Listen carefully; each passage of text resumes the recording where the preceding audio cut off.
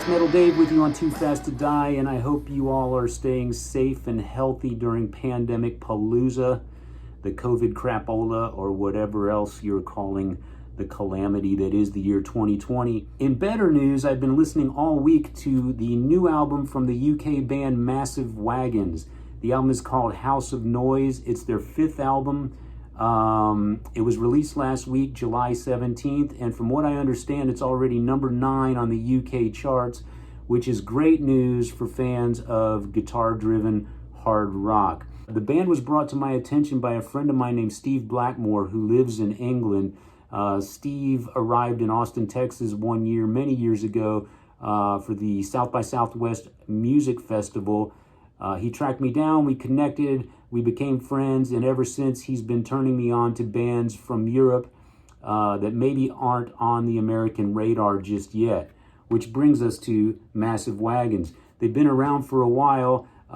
Each successive album has done better than the last. They've done some high-profile tours overseas. They've been favorably compared to bands like the Wild Hearts, Slade, the Struts, the Darkness.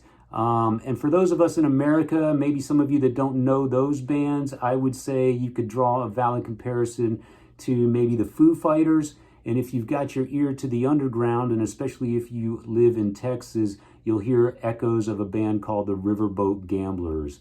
All of those bands built on that punk rock spirit, but elevate themselves to a bigger, wider audience through the power of big sing-along choruses, irresistible guitar hooks, very memorable, short and punchy, catchy stuff. Good time rock and roll. This one starts off with a song called In It Together. I heard it once, it was in my head for a week. Very contagious and very representative of what these guys do best. The next song is a track called Bangin' in Your Stereo.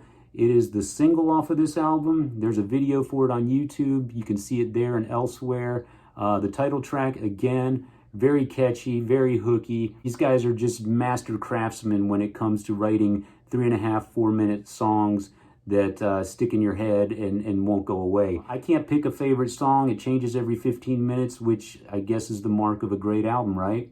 There's a song on here called Hero that starts off a little more blues-based, perhaps. Almost sounds like an AC/DC number. And then I swear it turns into Heaven and Hell by Black Sabbath. You'll hear that familiar Geezer Butler bass line. But they make it work. It's great. I love the merging of the two styles. AC/DC meets Black Sabbath. Can't go wrong with that. Humor also runs through this album. There's a track on here called Professional Creep that references Meryl Streep. Not sure what that's about, but it's worth a laugh. There's a song on here called The Curry Song, in which singer Baz rattles on about his favorite flavors of curry and favorite foods, that sort of thing. There's also no less than 3 jabs at the music business on this album. You gotta love that. There's a song on here called Pressure that's an absolute banger. It's currently my favorite song on the album. Like I said, that'll probably change in 15 minutes. As the title implies, the song is about the pressure of being on a record label, having deadlines, needing to deliver the goods, etc. There's also a song called Glorious that name checks some music critics, one of whom is named Dave. I'm pretty sure they're not talking about me because we haven't met yet. Anyway, it's a great song. If you're in a band, you can certainly relate. Same is true of the song called Hella Screw Ya, rather.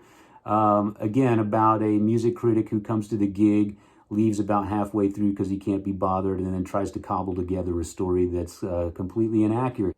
The album closer is an 8-minute track called Matter of Time, and it's a departure from the rest of the record in the fact that, number one, it's much longer, about twice as long as the other songs on the album.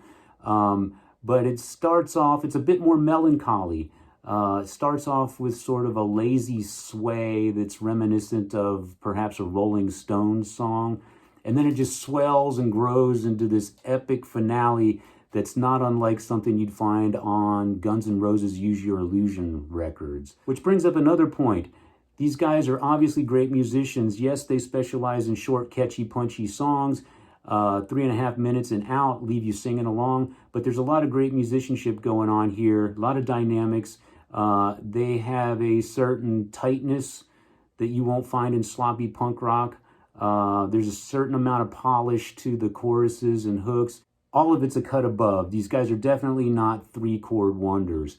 So there you have it. Massive Wagons, House of Noise. Great record. Sort of builds on the punk rock spirit, but grows into these gigantic choruses. Sing along. I could see these guys on the bill at the ACL festival here in Austin, Texas. I could see them filling arenas. They write the kind of music that you will know every word in just a few short listens. You'll be singing every word when you go to the gig. I can see it appealing to a massive crowd. It's already doing so in England and elsewhere. Hopefully they'll get their shot at America. Give them a listen. Massive Wagons, House of Noise. Take one of